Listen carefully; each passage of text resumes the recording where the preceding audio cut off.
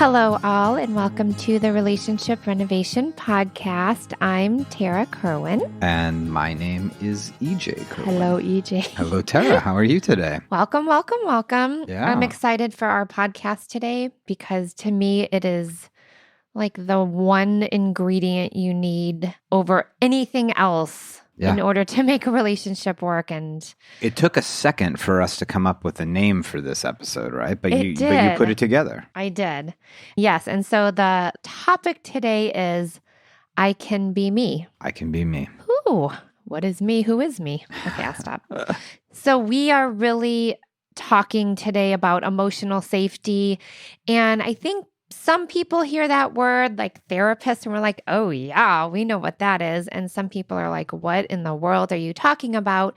And so I thought a great way to start off, EJ, would be to get each other's definitions of what emotional safety is for you and for me. So I'm going to kind of put you in the hot seat first. All right. I was not prepared, but I think I can roll with it. All right.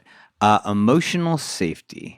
I mean, I think emotional safety definitely is what you announced in the title is like, I can be me. You know, emotional safety is an atmosphere where I feel free to be myself, that I can be my best self and I can stumble. You know, that this is, again, is just for me, it's safe to not always get it right, to be accepted in my entirety. And that doesn't necessarily mean that I can't take feedback if it's not, constructive criticism or whatever, but it's ultimately at the end of the day that I can let my walls down and I can be who I really am. I can be vulnerable. There's another big part. Like, I can be vulnerable. It's safe to do that. It's not like if I drop my walls that I'm going to be attacked. Okay. Yeah, really. Thank you for sharing. Yeah. How about, so Tara, what does emotional safety mean to you? I'm going to start with a somatic feeling first. And every individual is so unique and we all come from different backgrounds and different types of attachment. And I won't get into all of that, but it definitely kind of builds cases uniquely for each individual around what emotional safety is. And so my feeling of what emotional safety is feeling that I'm protected and supported no matter what, unconditionally, really, around who I am and when I don't know who I am, and an acceptance and unconditional positive regard for almost just me as a human with a beating heart that's alive, and that in our relationship, to me, that we're both trying really hard to shed things that keep us separate and that we lean in, even when it's about each other, into each other's suffering, because that's when I feel really safe and protected. When, like, instead of you getting defensive because I'm saying something that made me mad, you're like, I hear that this is really hard for you or whatever. Instead of like getting defensive and like feeling separate from me, which is, we've done that for so long because we're still learning. We still do that. Like EJ says in previous podcasts, we're definitely recovering faster. But when we can be there for each other's suffering instead of use our own default like walls, that to me is emotional safety. And I think emotional safety is so important, and we talk about it so frequently because of the fact that in so many other aspects of our lives, we have to keep our walls up, that we have to be protecting ourselves. A lot of times in people's work environments or even with family, our walls are most often built out of our upbringing. And so we've constructed them instinctively as a child in order to create an atmosphere where we feel safe. And then we get into relationship and we want to have that deep bond with somebody. We want to feel connected. We want to be loved. And what that means is that this person is going to accept me. Well, and we also want our needs to be met that weren't met when we were younger. And I cannot talk from a person that grew up in a secure environment, right? Because I'm sure emotional safety for someone who's got a secure attachment, meaning you had parents that were attuned and really cultivated a healthy sense of self and where you always felt safe, right? I can't come from that perspective because that is not my life. I've built secure attachment with you, EJ, because of a lot of the work and stuff. But I can say for me, like being able to come from an anxious, preoccupied attachment to secure attachment in my middle adulthood. I'm not going to call it later because I don't know what later is even. Hey, let's call it early adulthood. What the heck? It's so amazing like that it can shift. And so I just, when I am talking from growing up with a difficult childhood environment. And so my needs might feel and be different from those who grew up in a secure environment. And I am also going to say that a lot of, and I'm trying not to like stereotype secure attachment versus anxious or fearful attachment, but a lot of people that come in for therapy or for couples counseling, they had to grow up with walls around them and build walls to feel safe because they didn't have that environment developing a secure attachment. And so emotional safety in our work in my life is the main ingredient to make everything else work. And again, it takes work that if you didn't have that environment growing up, that healthy sense of self, that feeling like loved and supported no matter what, unconditional, special, if we didn't have that, and a lot of us don't, it takes a lot of work to create emotional safety in an intimate relationship. And I think what's especially challenging about creating that emotional safety and creating that environment where I can be me is that each of us as individuals have different sort of levels of walls. Right. That even though I did not grow up in an environment that was as profoundly unsafe as you did. Is that okay to say that? Absolutely. I established my own walls.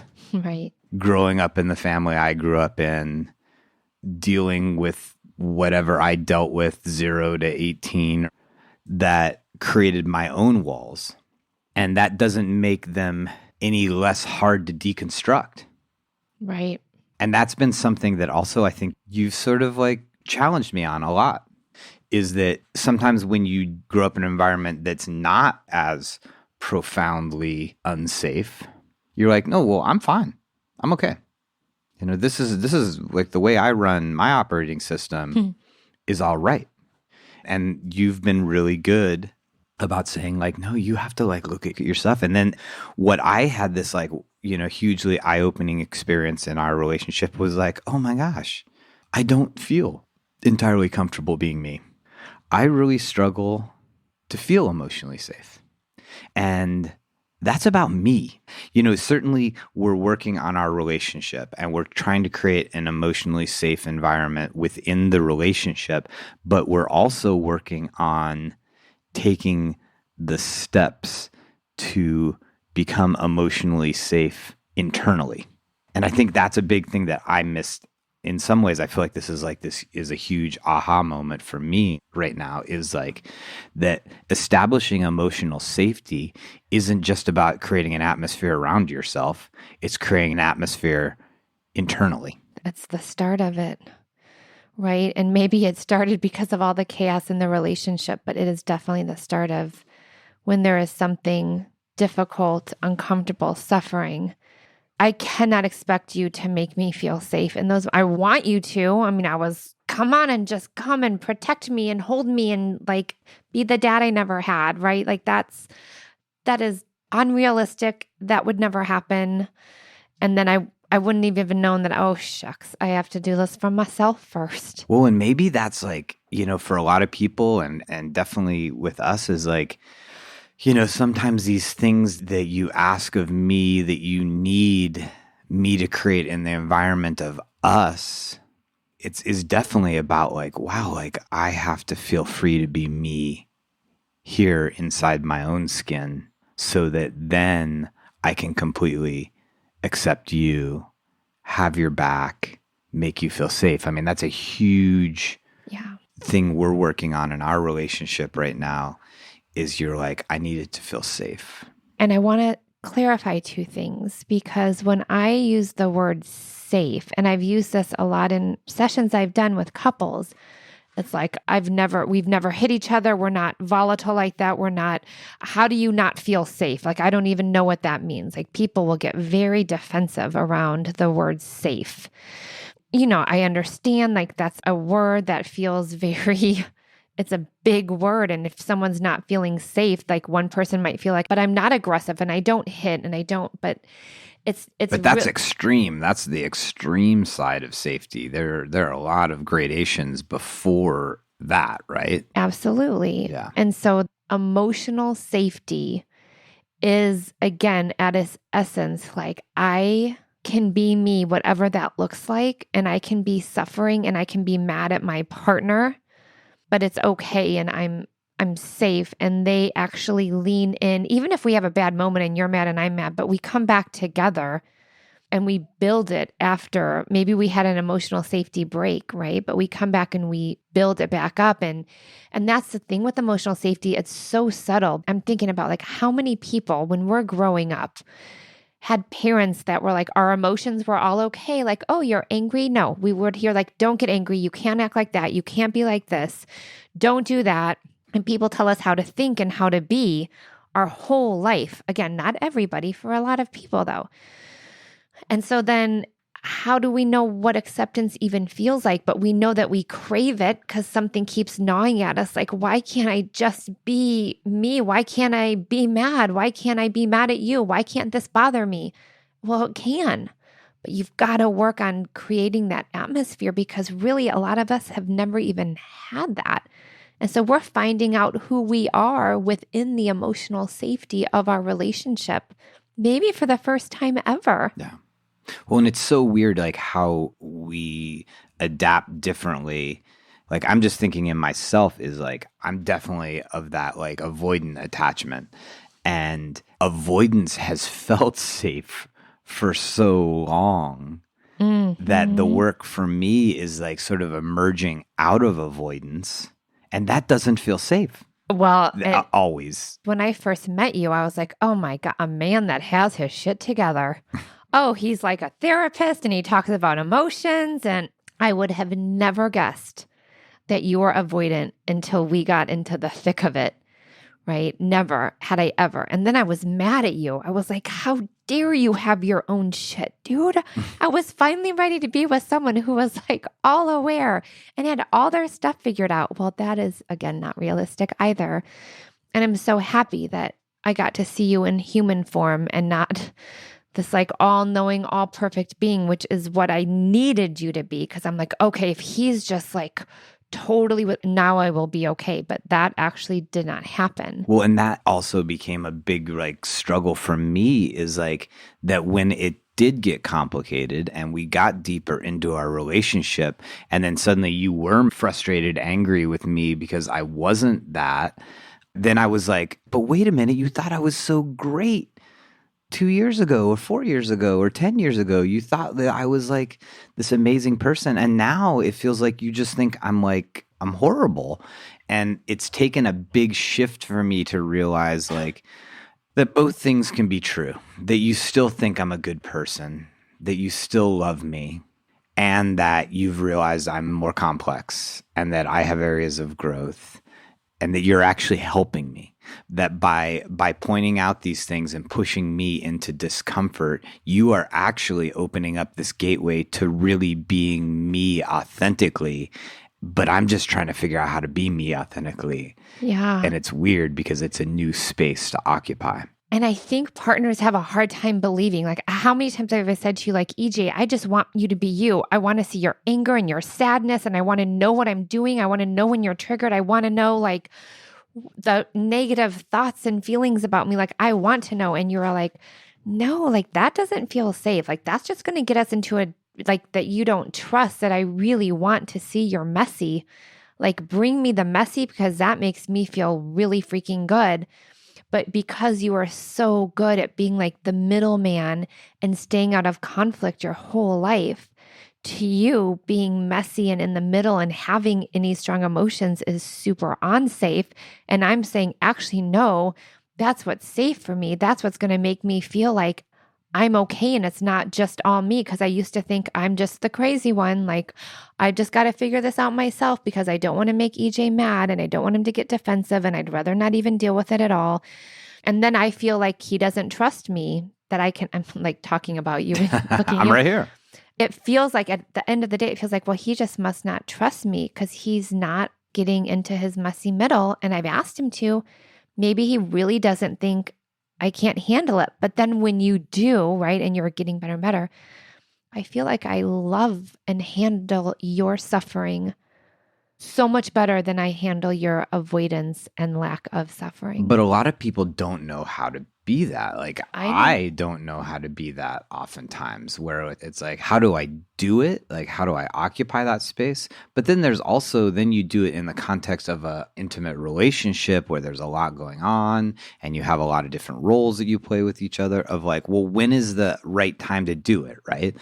Like, we've learned through trial and error, 11 o'clock at night is not the best time to do it, right? But we each have rhythms. Like, I think a lot of times I am messy and maybe let my walls down later at night it's when I'm tired.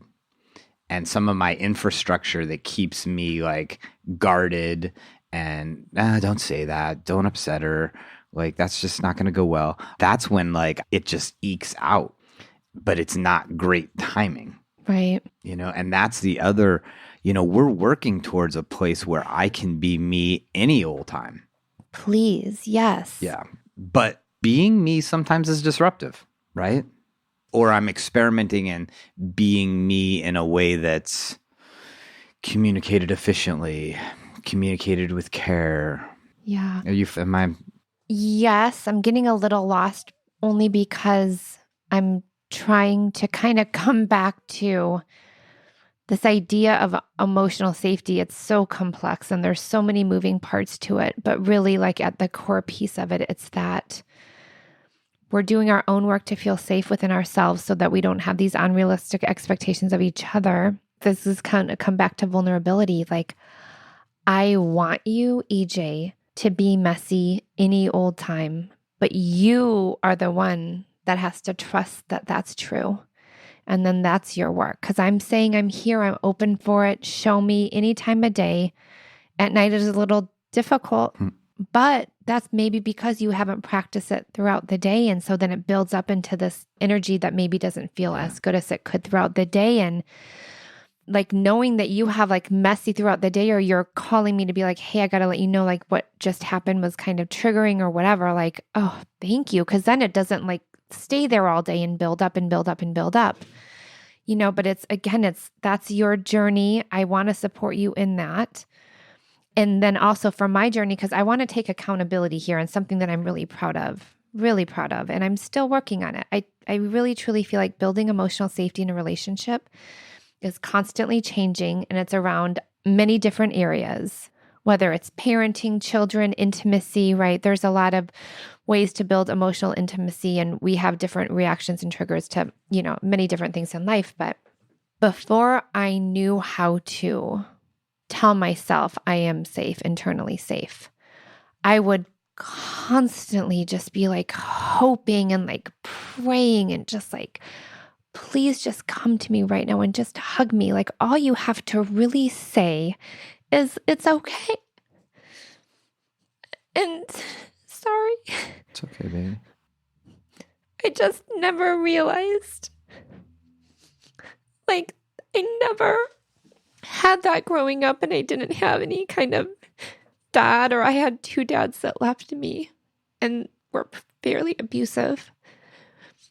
And I had no idea, like, it was so young, like that part of me was so young that just craved you saving me, really. And just doing this huge bear hug. And it was such a bad narrative because you could never do that. You're not my parent. You could never soothe that wound. I can only do that. And it was really hard, and I'm still working on that. But now that you are being more trusting and more vulnerable, that feels almost better. It is like repairing mistrust of males, really, for me, around emotional safety. Because when you get defensive and you look at me like I'm coming at you, I feel so alone. And I felt so alone for so long when I was growing up. And then I just it feels almost like you're a perpetrator. And I know that's not you. And I can intellectually say that, but my heart doesn't know it. Still in moments, right? It still doesn't know it. I just want you to like hug me and be okay and say everything's going to be okay. Like we're okay, but you get so defensive. And you're not able to say that because you're just trying to protect yourself. And now I understand it better. But that is emotional safety. Like, instead of me looking at you as some perpetrator who's trying to hurt me, I can now say like, oh, he's just protecting himself because that's what he's done. But we're working on it. We're working through it. And then we are able to come back to each other so much quicker. Yeah. I mean, how in the world can I be there for you consistently and create that emotional safety if I'm not there, if I'm protecting myself, if I'm being avoidant? And so that is, my work is so much in service of us, and vice versa, is like, if I can just be present, if I can notice when I am avoiding, then bridging that gap to create that space where like, I love you and you're safe and you can be yourself entirely, Tara. I have a chance of creating that space for you if I stay present. And I have the chance of you staying more present, right? If I'm aware of what's a childhood wound based on past trauma versus our relationship as adults, right? Because I am not a child anymore, and I am safe, and I've created a beautiful family, a beautiful business, but there's times where when we get triggered, we go back to like we have our little like toddler tantrums, I call them. And then we just crave like feeling protected or safe or whatever it is. And so me separating, like, actually, that's not EJ's job, but I can tell him like what would feel good. And this is another thing too, which is so helpful for us because we're still growing through this, and we're going to until we're 110, is that, let's just say we've had a really difficult conversation or argument, which we have weekly, right? This is just a part of being in a coupleship. But I come back, I can't talk for you. I come back and I said, hey, let me just tell you what would have felt helpful, because I would get to the point where I would start to shut down, and then I would start to not feel safe with you. And so I'm trying to teach you what would feel safe to me, because we're all different. And you're receptive to that, And so we have to teach each other. It's not like we just know how to create emotional safety. We're actually opposite. We know how to freaking defend ourselves. Yes. We don't know how to lean into suffering, or we wouldn't be like a freaking society of medication, everything, Let's just totally avoid suffering and not look at that. Well, that's not what we're trying to be right now. And so we teach each other. I said, EJ, like, what would have felt really good for me in that moment would have been this. And then you're receptive and you're like, okay. And and I'm like, but we could have never got there if you would have not have worked on the avoidance piece. And I would have never gotten there if I wouldn't have worked on my anxious piece. So. And continue to work on, right? Of like when you're like, hey, this would have felt good, is I have to run it through a really healthy operating system. She's just telling me what makes her feel safe and what makes her feel to be me, not that she's criticizing me and telling me what I did wrong. Because the moment I start to be like, oh, well, but I mean, just a few minutes ago I said this. Yes. That's when you shut down even farther. And I just have to I have to have that intentionality and that mindfulness to be like, she's not criticizing me. She's just telling me what she wants. That's a very fair request, and it's so symbiotic, because if I'm able to be present in that way for her, then we can be connected because then she's her and that's who I love. I love her. I want you to be that person. And that is the essence right there of emotional safety, right? That we're both suffering in those moments. You're like internalizing, like I'm being criticized. I'm internalizing, like, what a fucker, right? Like, he can't even freaking just give me a hug. Doesn't he know? Like that misattunement. But when we can really recognize that we are just in it together and we're suffering together, we have to help each other through it, because if we don't, we just go back to childhood protecting ourselves. And that is what we see. Like for anyone listening, we see that every day, all day with couples. And the shift that really happens, that really make couples shift to that new narrative of really feeling connected, is the minute they truly understand that they're in this suffering together. You don't have to protect yourself from the other person if there's that foundation of safety. And it's beautiful when you see it happen here with us, when you see it happen with couples. And that is like every hour I've put into my work or our work has been worth it. When you, even just one couple, I mean, we've seen hundreds of couples shift, but even just one couple knowing like it is magic. We helped them. Yeah. It was them, but we supported them and truly feeling free for the first time ever. It is such a magic moment when you see like couples, like, and you can just feel it with them when they just have that moment of connection and safety and they're free to be me. Like it is. Yeah. Well, you know, often when I have some emotional catharsis in our podcast, it's vulnerable. It takes me off guard, but I'm trying not to be fake and say what I don't mean or what I think people want to hear. I'm who I am. And this is obviously a very important concept for me. It's my main reason for being here and showing up to do the work for me and for couples, is building that emotional safety. It's everything else to me is secondary. Emotional safety is number one. And again, that for me could be because of my childhood. I'm not sure. You know, we all pick our partners for different reasons. But I really do encourage anybody to talk about what it means for you. You know, what does emotional safety mean for you? I feel like that's great. That is a wonderful, like, walking out of this podcast as a listener of like creating a space with your partner to have the discussion that Tara and I just had. Like, what is emotional safety? How can we create an environment where we can be me? What are my own personal obstacles? Not just like what you need to do in order, but what do I need to be me to create safety internally so that we can be safe together? So have that conversation, and no, it's not a short answer. This is not a short answer test. It is a lifelong endeavor. And it is okay, because some people can have this conversation and really understand it. And some couple might need the support of therapy to create that safe environment to understand what that feeling really is. Like, all of it is okay. Just have that intention of like creating emotional safety consistently in a relationship. That is the ticket. Yeah. That is the freaking magic ingredient. Yeah. In the insane complex sauce of marriage or relationships, not even marriage, but. Okay. And I do think, like, you know, whether you're where you're at and you find a counselor or a couples counselor, or like, you know, I do think these online programs that we've created are great, like, assistance in doing this work. We have relationship renovation at home is something you can do with your partner, and it's a structured way over weeks to work together to spurn these types of conversations.